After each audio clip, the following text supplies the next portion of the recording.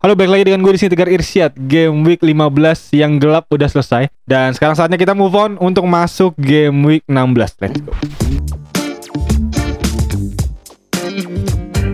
Oke, game week 16 ya, yang dimana deadline udah tinggal sebentar lagi. Dan gue kayaknya juga gak akan banyak basa-basi lagi karena deadline sudah dekat. Dan sekarang langsung aja kita akan bahas secara padat singkat untuk game week 16. Yang dimana seperti biasa untuk segmen-segmennya, tim review game week 15, tim selection game week 16, dan juga captain picks tentunya untuk di game week 16 besok. Dan untuk itu langsung aja kita masuk ke segmen yang pertama untuk tim review singkat. Let's go. Oke, untuk tim review singkat kali ini gue mendapatkan 24 poin ya, yang dimana ini benar-benar cukup suram banget. Dan gue di sini artinya turun hingga 52,5% dari 500 ribuan ke angka 883 ribu sekarang. Dan juga total poin gue ada di angka 868. Dan teman-teman bisa lihat di sini untuk poin pemain gue ya, dimana ada Areola, Cash, dan Doku. 3 pemain gue ini, 2 dari 3 pemain diferensial gue nggak bisa main, Cash dan Doku, karena Doku cedera dan juga Cash yang memang nggak dimainin ya, total sama sekali nggak dimainin ya. Dimana game kemarin dimainin dan Taylor tertahan di bench, dan sekarang giliran nggak ada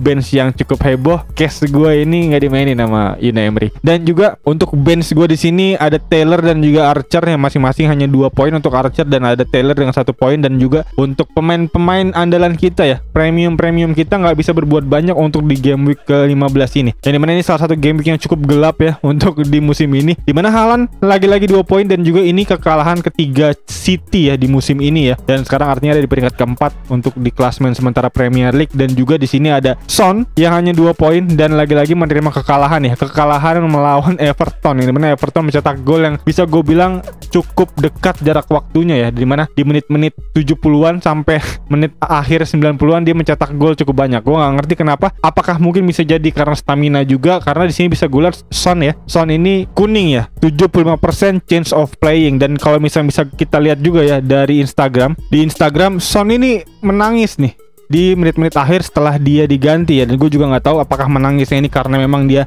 kalah gitu ya, sedih, atau emang cederanya cukup parah gitu. Jadi perlu kita lihat lagi nanti untuk di menit-menit menjelang deadline. Dan semoga aja nggak ada masalah apa-apa ya dari fitnessnya dia ya, karena baru gue masukin di game week ini. Kalau emang ternyata dia cedera, suram banget tentunya untuk tim gue. Dan juga di sini ya bisa teman-teman lihat untuk di status ya, FPL status, banyak nama-nama yang diterpa cedera ya. Di sini ada Coleman, ada Garner, lalu ada Areola ya, dimana kiper gue juga kabarnya cedera di sini. Satu-satunya kiper gue cedera dan dia cedera uris, cedera pergelangan tangan ya, uris ya. Dan semoga aja nggak parah, dan karena kalau emang ternyata Areola parah di sini, gue nggak tahu nih, gue harus ganti kiper. Berarti artinya di game week besok ya, dan juga artinya rencana transfer gue ke depan akan sedikit terganggu pastinya. Dan untuk itu bisa kita lihat juga di sini ada nama-nama yang naik harganya karena memang dia cukup lumayan oke kemarin di game week ke-15 ya. Di sini ada Palmer dengan 5,4 juta, dia naik lagi.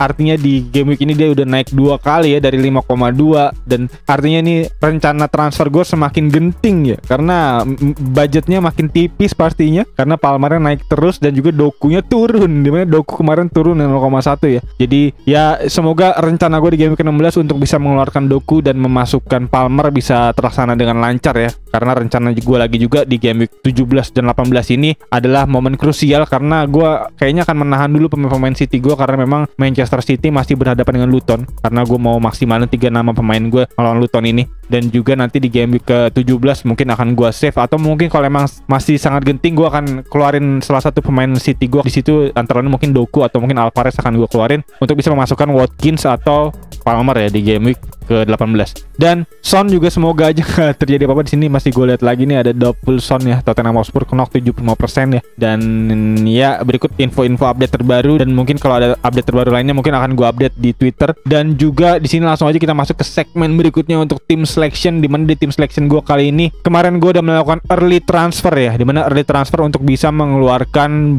back gue salah satu, yaitu Cash ya. Di mana Cash pilihannya kemarin gue mau mengeluarkan dia dan menggantikan dengan nama-nama lain yang harganya kurang lebih sama. Tapi setelah gue pikir kayaknya akan gue simpen budgetnya untuk bisa memaksimalkan gue masukin James nanti di game week 20 mungkin, atau mungkin di game week 19, karena rencananya di game week 20 akan gue punya double up Chelsea ya, karena Chelsea cukup oke fixturnya dilepas game week 19, game week 20. Dan untuk itu gue memasukkan Bell back 3,9 yang memang kebutuhannya untuk budget di sini untuk menghuni bench gua, dan artinya Taylor akan gua masukin ya di game week besok. Dan artinya di sini gua memiliki 11 nama pemain line up inti gua. Ini mana 3 dari 5 back gua di sini back murah 3,9, dan gua mau maksimalin 2 back gua di antaranya adalah back yang premium kayak James dan juga Trippier gitu. Jadi gua bisa merotasi tuh untuk back ketiga gua dari 3 back 3,9 gua. Di situ ada Bell, ada Baldock dan juga ada Taylor, bisa gua rotasi terus untuk di game week pasca game week 20 pastinya rencananya. Dan juga kiper mungkin akan gua pertimbangkan juga nih untuk bisa minus 4 mungkin kalau emang Areola nggak bisa main juga gitu, karena cukup bahaya. Gue nggak punya kiper sama sekali ya. Strakosa gue juga nggak bisa main karena memang banyak nama-nama kiper lain ya. 3,9 yang cukup menarik. Di situ ada kiper dari Wolverhampton kemarin bisa gue lihat clean sheet, dan juga 3,9 kemarin namanya, coba gue lihat dulu namanya, gue lupa.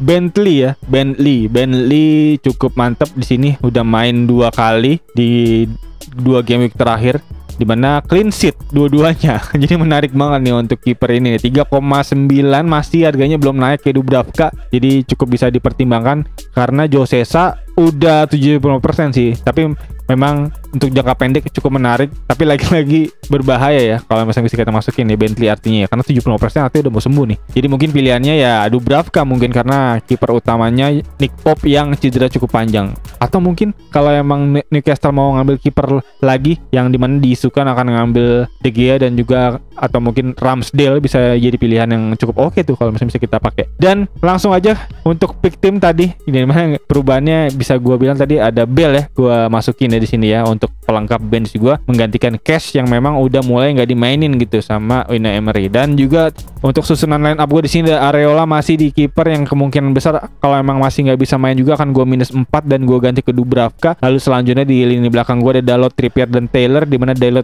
mana Dalot lawan Bournemouth, di mana Bournemouth lagi cukup gacor ya, di mana bisa gue lihat datanya di sini untuk Bournemouth itu dia dari 5 pertandingan terakhir setahu gue belum pernah kalah ya. Iya, dari 4 pertandingan terakhir dia belum pernah kalah ya. 3 kali menang dan 1 kali hasil imbang. Dan yang menariknya lagi, di mana Bournemouth ini dari 4 pertandingan terakhir udah mencetak 9 gol. Itu menarik banget tuh, di mana kita lihat di sini datanya ya, di mana dia menempati posisi keempat ya, di bawah Fulham, Arsenal dan Liverpool, di mana Fulham paling banyak 12 gol di sini. Lalu ada Arsenal 10 gol dan juga ada Liverpool 10 gol ya. Dan Bournemouth menempati urutan keempat dengan 9 gol bersama dengan Chelsea. Dan juga itu artinya lagi cukup mantep banget. Dan untuk itu Solanke mungkin bisa menjadi pilihan transfer yang cukup bagus untuk diferensial pastinya, karena Solanke sendiri ada di posisi kedua dari sebulan terakhir untuk urusan expected goal tertinggi ya, di bawah Haaland, dan udah mencetak 3 gol dan 0 assist, bahkan hampir mirip-mirip sama Haaland ya. Haaland 3 gol 2 assist, dan Dominic Solanke udah menyamai golnya Haaland di sini dari 5 pertandingan terakhir. Jadi cukup menarik banget untuk bisa dipilih ya untuk melengkapi lini depan teman-teman semua ya. Apalagi kalau punya lini depan ketiganya Solanke dan mungkin pemain depannya ada Haaland, Watkins, itu udah cakep banget pastinya untuk lini depannya. Dan selanjutnya untuk fixture yang bisa gue highlight lagi di sini mungkin ada Man City lawan Luton, yang dimana emang udah gue targetin dari jauh-jauh hari untuk bisa memaksimalkan 3 nama pemain gue, yaitu Doku, Alvarez dan juga Haaland untuk bisa menghadapi Luton. Tapi memang sayangnya udah ada di bawah form nih. Dan juga cukup menariknya adalah di sini memang kontribusi Rodri itu bener-bener luar biasa ya, gue bisa gue bilang ya untuk City ini ya, karena City dari 16-15 game week awal ini udah kalah 3 kali, dan dimana 3-3 kekalahan City ini dimana tanpa kehadirannya Rodri. Di sini Rodri nih nggak main, 0 menit playnya, ini juga 0, ini juga 0. Jadi benar-benar kebutuhan akan defensive midfielder yang cukup mumpuni, pemain pivot yang cukup oke di sini dari skemanya Pep tuh cukup penting banget. Dan Rodri ini salah satu pemain yang memang cukup inti, dan bisa dilihat juga dari data yang ada di sini, setiap Rodri nggak main City kalah. Jadi cukup menarik. Dan juga ditambah lagi besok Rodri artinya udah bisa main lagi ya, karena memang kartu merah kemarin tuh akumulasi kartu kuning kemarin ya, hanya berlaku untuk 1 pertandingan aja. Jadi harusnya aman untuk besok melawan Luton, dan artinya City harusnya bisa menggeber lagi ya. Dan untuk itu pilihan kapten pertama gue pasti nanti di Captain Picks adalah Haaland tentunya. Dan berikut kurang lebih untuk tim selection yang bisa gue sampaikan, dan juga fixture tipis-tipis ya yang bisa gue sampaikan. Dan juga ada tambahan Sheffield United ya, dimana Chris Wilder, pelatih lamanya Sheffield United ini balik lagi ya untuk menukangi Sheffield United. Ini mana bisa kita ingat zaman-zamannya Lundstram 2018 mungkin 2019 gue lupa. Di situ Sheffield United sempat ada di papan atas loh di 10 game week awal. Jadi tentunya cukup menarik dimana skema 3-5-2 dan overlap back sayapnya yang masuk inverted ke dalam tuh bisa gue bilang salah satu cikal bakalnya tuh cikal bakal dari Chris Wilder ini ya. Jadi perlu kita nantikan, dan juga ditambah lagi kemarin pertandingan lawan Liverpool bisa gue bilang serangan Sheffield tuh cukup oke loh kemarin lah, dimana bisa gue Archer cukup mantep banget kemarin, bahkan bisa gue hitung ya di babak pertama dia punya chance yang cukup gede, satu big chance, dan juga ada chance satu lagi dari McCarthy yang memang ditepis sama Kelleher kemarin. Jadi bisa gue bilang Sheffield United mungkin bisa menjadi kuda hitam nih di bawah kepemimpinan Chris Wilder, ditambah lagi lawannya Brentford, dan dimana Brentford sendiri bisa gue lihat di 3-4 pertandingan terakhir baru ngegolin cuman 4 gol ya, jadi lagi pacak gol lagi puasa gol banget ya, dimana golnya lagi dikit banget gitu. Dan ditambah lagi Mbeumo kabarnya cedera ankle yang lumayan cukup agak lama harusnya kalau emang ankle ya. Jadi ini kayaknya bisa jadi titik balik Sheffield United ya untuk bisa meraih kemenangan kedua dia kayaknya di Premier League ini. Jadi ya gue sedikit mengunggulkan Sheffield United untuk lawan Brentford besok, dan juga Archer udah cukup mulai menarik ya untuk bisa gue lihat ya untuk di pertandingan besok. Dan selanjutnya ada Everton lawan Chelsea, di mana Everton di luar dugaan setelah hukuman yang diberikan oleh FA dia cukup menggacor mainnya ya kemarin ya, cetak 3 gol yang cukup oke. Bahkan lawannya sekelas Newcastle United yang lagi cukup naik daun berhasil dikalahkannya 3-0 gitu. Dan Trippier kita gagal menorehkan poin ya. Jadi gue cukup amazed lah untuk Everton ini ya. Dan tambah lagi besok lawan Chelsea, yang artinya gue selalu ngelihat Chelsea ini adalah tim yang